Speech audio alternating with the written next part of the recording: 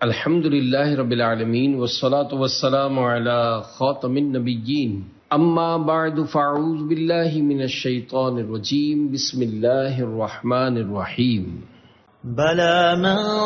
كسب سيئة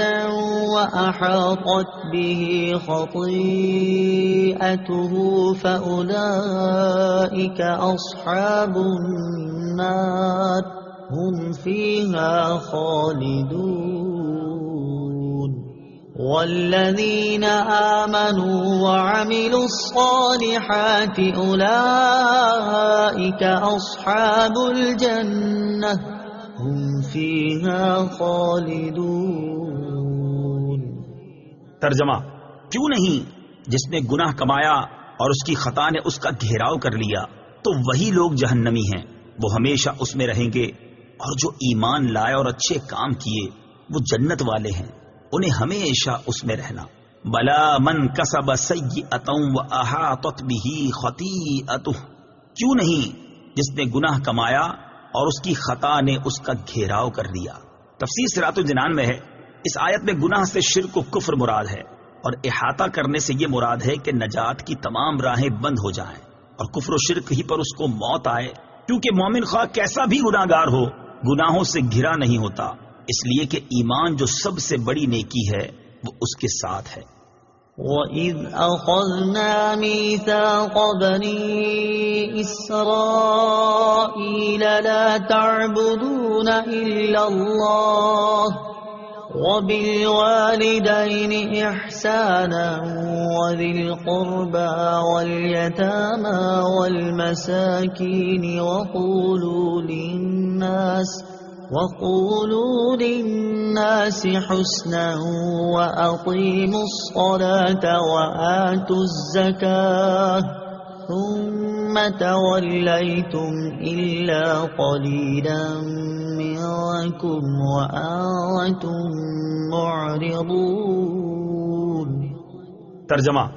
اور یاد کرو جب ہم نے بنی اسرائیل سے عہد لیا کہ اللہ کے سوا کسی کی عبادت نہ کرو، اور ماں باپ کے ساتھ بھلائی کرو، اور رشتہ داروں، یتیموں اور مسکینوں کے ساتھ اچھا سلوک کرو، اور لوگوں سے اچھی بات کہو، اور نماز قائم رکھو اور زکوٰۃ دو،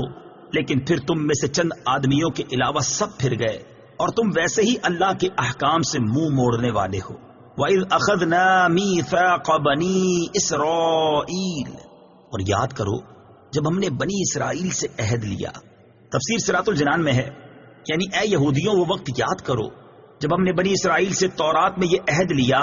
کہ تم اللہ تعالیٰ کے سوا کسی کی عبادت نہ کرو، کیونکہ اس کے علاوہ اور کوئی عبادت کا مستحق نہیں، اور اپنے ماں باپ کے ساتھ بھلائی کرو، اور رشتہ داروں، یتیموں اور مسکینوں کے ساتھ اچھا سلوک کرو، اور لوگوں سے اچھی بات کہو، اور نماز قائم رکھو اور زکوٰۃ دو۔ لیکن اسے قبول کرنے کے بعد ان میں سے چند آدمیوں کے علاوہ سب اس عہد سے پھر گئے، اور تم بھی اپنے آباء و اجداد کی طرح اللہ تعالیٰ کے احکام سے منہ موڑنے والے ہو۔ اس سے معلوم ہوا کہ بنی اسرائیل کی عادت ہی اللہ تعالیٰ کے احکام سے اعراض کرنا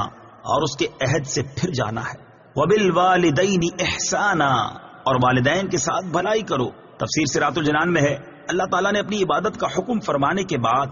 والدین کے ساتھ بھلائی کرنے کا حکم دیا۔ اس سے معلوم ہوتا ہے کہ والدین کی خدمت بہت ضروری ہے۔ والدین کے ساتھ بھلائی یہ ہے کہ ایسی کوئی بات نہ کہے اور ایسا کوئی کام نہ کرے جو ان کے لیے باعث تکلیف ہو، اور اپنے بدن اور مال سے ان کی خوب خدمت کرے، ان سے محبت کرے، ان کے پاس اٹھنے بیٹھنے، ان سے گفتگو کرنے اور دیگر تمام کاموں میں ان کا ادب کرے، ان کی خدمت کے لیے اپنا مال انہیں خوش دلی سے پیش کرے، اور جب انہیں ضرورت ہو ان کے پاس حاضر رہے، ان کی وفات کے بعد ان کے لیے ایصال ثواب کرے، ان کی جائز وصیتوں کو پورا کرے،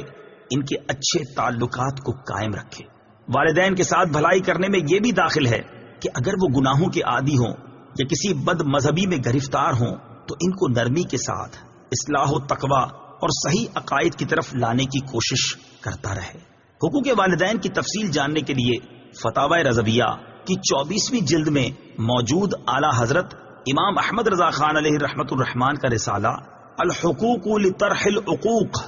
والدین، زوجین اور اساتذہ کے حقوق کا مطالعہ فرمائیں۔ وذی القربى، اور رشتہ داروں سے۔ تفسیر صراط الجنان میں ہے، حقوق العباد میں سب سے مقدم ماں باپ کا حق ہے، پھر دوسرے رشتہ داروں کا اور پھر غیروں کا. غیروں میں بے کس یتیم سب سے مقدم ہے، پھر دوسرے مساکین. اسلام میں حقوق العباد کی اہمیت. اس آیت میں والدین اور دیگر لوگوں کے حقوق بیان کرنے سے یہ بھی معلوم ہوا کہ دین اسلام میں حقوق العباد کی بہت زیادہ اہمیت ہے، بلکہ احادیث میں یہاں تک ہے کہ حقوق اللہ پورا کرنے کے باوجود بہت سے لوگ حقوق العباد میں کمی کی وجہ سے جہنم کے مستحق ہوں گے. جیسا کہ صحیح مسلم میں ہے، حضرت ابو ہریرہ رضی اللہ تعالی عنہ سے روایت ہے، حضور اقدس صلی اللہ تعالی علیہ وآلہ وسلم نے ارشاد فرمایا، کیا تم جانتے ہو کہ مفلس کون ہے؟ صحابہ کرام علیہ الرضوان نے عرض کی، ہم میں مفلس وہ ہے جس کے پاس درہم اور ساز و سامان نہ ہو. آپ صلی اللہ تعالی علیہ وآلہ وسلم نے ارشاد فرمایا، میری امت میں مفلس وہ ہے جو قیامت کے دن نماز، روزہ اور زکوٰۃ وغیرہ اعمال لے کر آئے اور اس کا حال یہ ہو کہ اس نے دنیا میں کسی کو گالی دی تھی، کسی پر تہمت لگائی تھی، کسی کا مال کھایا تھا، کسی کا خون بہایا تھا اور کسی کو مارا تھا، تو ان میں سے ہر ایک کو اس کی نیکیاں دے دی جائیں گی،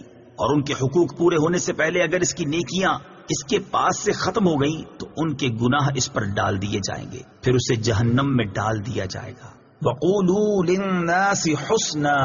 اور لوگوں سے اچھی بات کہو. تفسیر صراط الجنان میں ہے، اچھی بات سے مراد نیکی کی دعوت اور برائیوں سے روکنا ہے. نیکی کی دعوت میں اس کے تمام طریقے داخل ہیں، جیسے بیان کرنا، درس دینا،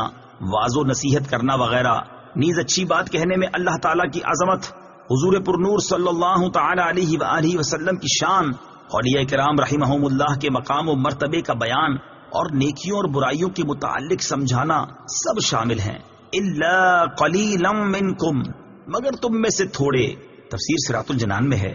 بنی اسرائیل کی اکثریت اللہ تعالیٰ سے عہد و پیما کرنے کے بعد اپنے عہد سے پھر گئی اور گناہوں کے راستے پر چل پڑی. البتہ کچھ لوگ صحیح راستے پر ثابت قدم رہے اور اسی گروہ والے ہمارے حضور صلی اللہ تعالی علیہ وآلہ وسلم کا زمانہ پا کر ایمان لے آئے. بنی اسرائیل کی بد عہدی کو سامنے رکھ کر مسلمان بھی اپنی حالت پر غور کریں. اس آیت میں بنی اسرائیل کی جو حالت بیان کی گئی، افسوس کہ فی زمانہ مسلمانوں کی حالت بھی اس سے کچھ مختلف نہیں. کاش کہ ہم بھی غور کریں کہ مسلمان ہونے کی حیثیت سے کلمہ پڑھ کر ہم نے نماز، روزہ، زکوٰۃ، حج، اطاعت الہی، اطاعت رسول صلی اللہ تعالی علیہ وآلہ وسلم، حقوق اللہ اور حقوق العباد کی ادائیگی کی پابندی کا جو عہد اللہ تعالیٰ کے ساتھ کیا ہوا ہے، کیا ہم بھی اسے پورا کرتے ہیں یا نہیں؟ صدق اللہ العظیم.